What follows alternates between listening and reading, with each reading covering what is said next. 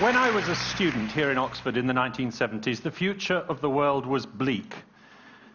The population explosion was unstoppable, global famine was inevitable, a cancer epidemic caused by chemicals in the environment was going to shorten our lives, the acid rain was falling on the forests, the desert was advancing by a mile or two a year, the oil was running out, and a nuclear winter would finish us off.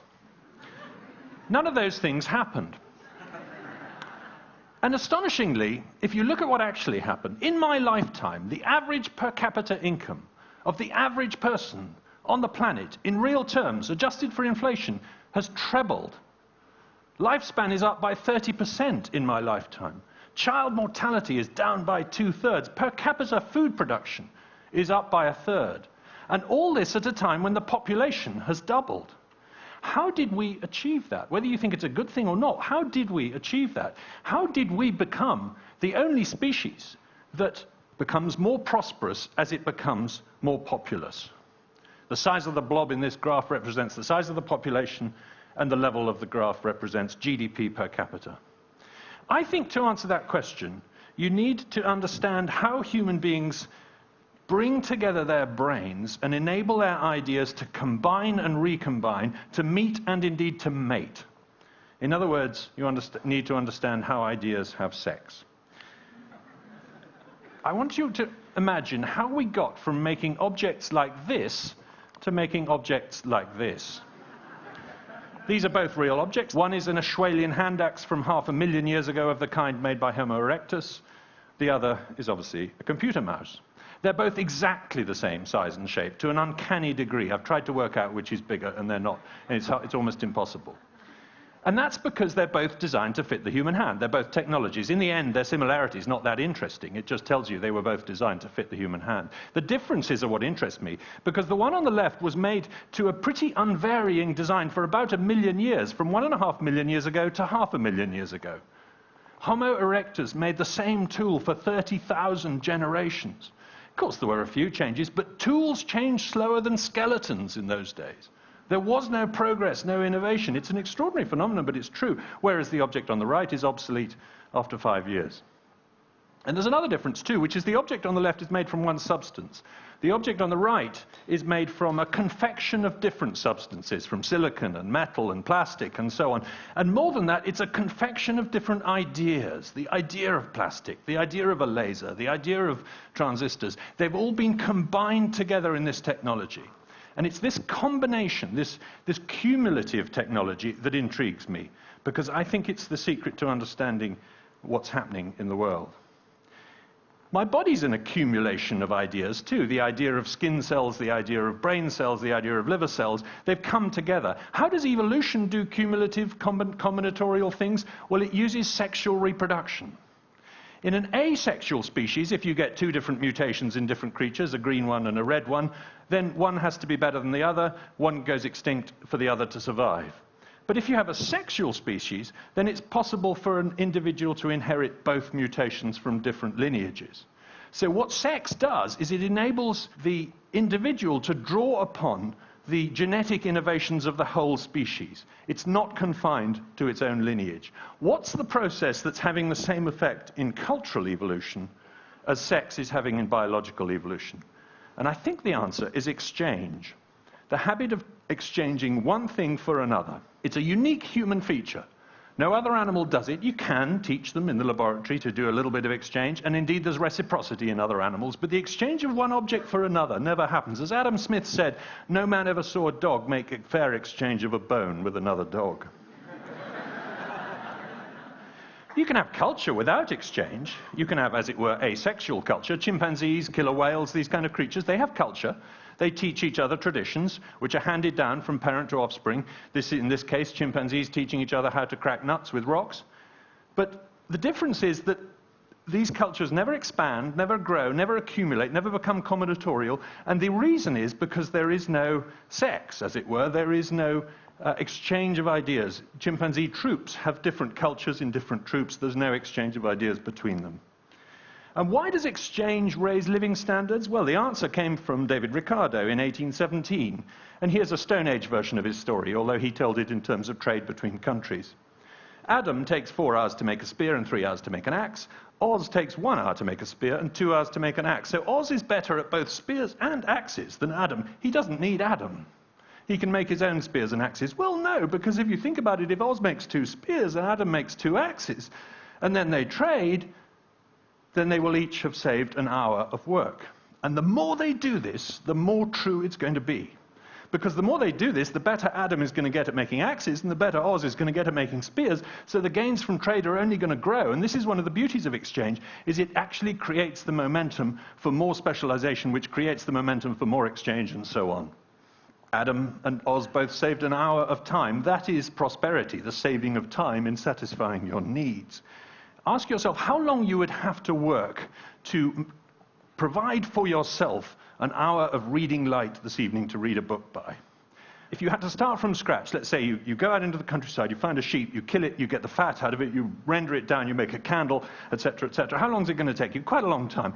How long do you actually have to work to earn an hour of reading light if you're on the average wage in Britain today? And the answer is about half a second. Back in 1950, you would have had to work for 8 seconds on the average wage to acquire that much light.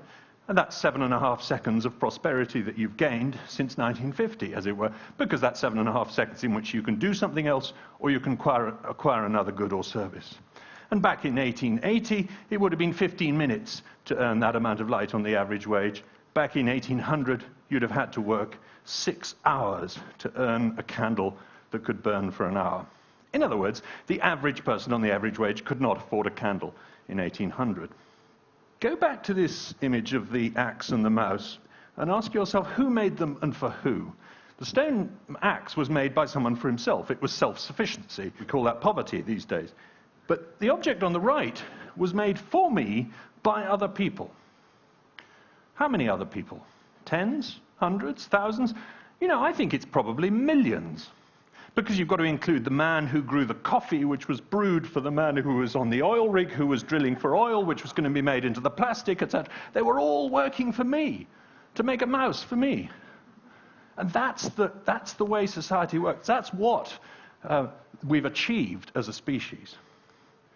In the old days, if you were rich, you literally had people working for you. That's how you got to be rich. You employed them. Louis XIV had a lot of people working for him. They made his silly outfits like this, and they did his silly hairstyles or whatever. He had 498 people to prepare his dinner every night.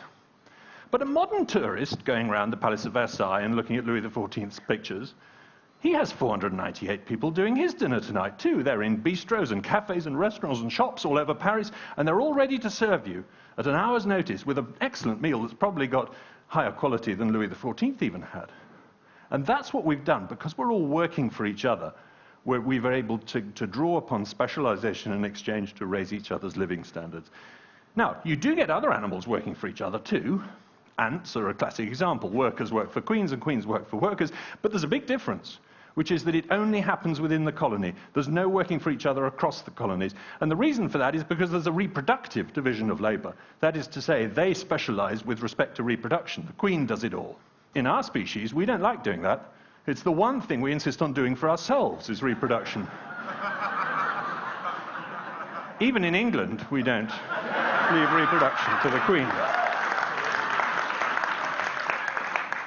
So when did this habit start, and how long has it been going on, and what does it mean? Well, I think probably the oldest version of this is probably the sexual division of labor, but I've got no evidence for that. It just looks like the first thing we did was work male for female and female for male. In all hunter-gatherer societies today, there's a foraging division of labor between, on the whole, hunting males and gathering females. It isn't always quite that simple, but there's a distinction between specialized roles for males and females. And the beauty of this system is that it benefits both sides.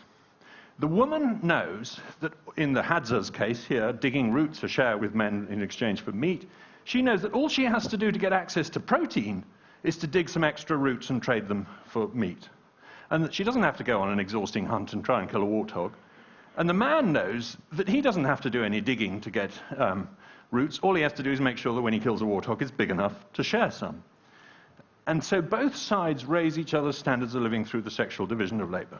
When did this happen? We don't know, but it's possible that Neanderthals didn't do this.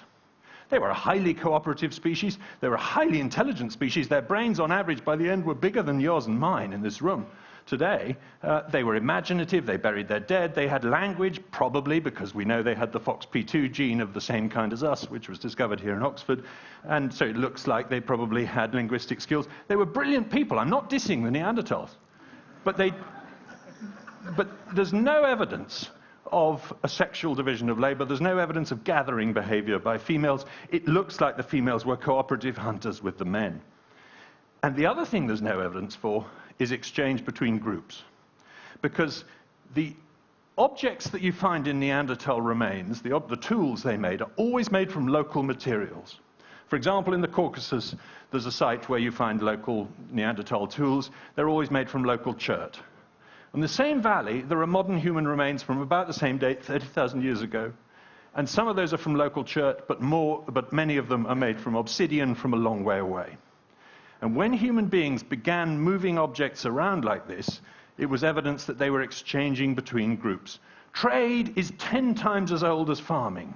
People forget that. People think of trade as a modern thing. Exchange between groups has been going on for 100,000 years. And the earliest evidence for it crops up somewhere between 80 and 120,000 years ago in Africa, when you see obsidian and jasper and other things moving long distances in Ethiopia. You also see these seashells, as discovered by a team here in Oxford, moving 125 miles inland from the Mediterranean in Algeria. And that's evidence that people have started exchanging between groups, and that will have led to specialization. How do you know that long-distance movement means trade rather than migration? Well, you look at modern hunter-gatherers like Aboriginals who quarried stone axes at a place called Mount Isa, which was a quarry owned by the Kalkadoon tribe. They traded them with their neighbors for things like stingray barbs, and the consequence was that stone axes ended up over a large part of Australia. So long-distance movements of tools is a sign of trade, not migration.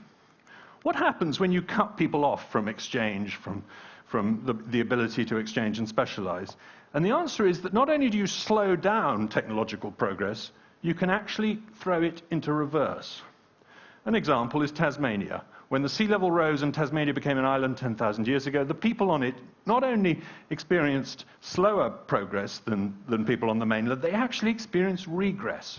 They gave up the ability to make stone tools and fishing equipment and clothing, because the population of about 4,000 people was simply not large enough to maintain the specialized skills necessary to keep the technology they had. It's as if the people in this room were plonked on a desert island. How many of the things in our pockets could we continue to make after 10,000 years? It didn't happen in Tierra del Fuego. Similar island, similar people. The reason? Because Tierra del Fuego is separated from South America by a much narrower strait, and there was trading contact across that strait throughout 10,000 years. The Tasmanians were isolated. Go back to this image again and ask yourself not only who made it and for who, but who knew how to make it. In the case of the stone axe, the man who made it knew how to make it. But who knows how to make a computer mouse? Nobody. Literally nobody. There is nobody on the planet who knows how to make a computer mouse. I mean this quite seriously. The president of the computer mouse company doesn't know. He just knows how to run a company. The person on the assembly line doesn't know because he doesn't know how to drill an oil well to get oil out to make plastic, and so on. We all know little bits, but none of us knows the whole. I am, of course, quoting from a famous essay by Leonard Read, the economist in the 1950s, called I, Pencil, in which he wrote about how a pencil came to be made and how nobody knows even how to make a pencil, because the people who assemble it don't know how to mine graphite, and they don't know how to fell trees and that kind of thing. And what we've done in human society through exchange and specialization is we've created the ability to do things that we don't even understand. It's not the same with language. With language, we have to transfer ideas that we understand with each other. But with technology, we can actually do things that are beyond our capabilities. We've gone beyond the capacity of the human mind to an extraordinary degree. And by the way, that's one of the reasons that I'm not interested in the debate about IQ, about whether some groups have higher IQ than other groups. It's completely irrelevant. What's relevant to a society is how well people are communicating their ideas and how well they're cooperating, not how clever the individuals are. So we've created something called the collective brain. We're just the nodes in the network. We're the neurons in this brain. It's the interchange of ideas, the meeting and mating of ideas between them, that is causing technological progress, incrementally, bit by bit, however bad things happen. And in the future, as we go forward, we will, of course, experience terrible things. There will be wars, there will be depressions, there will be natural disasters. Awful things will happen in this century, I'm absolutely sure.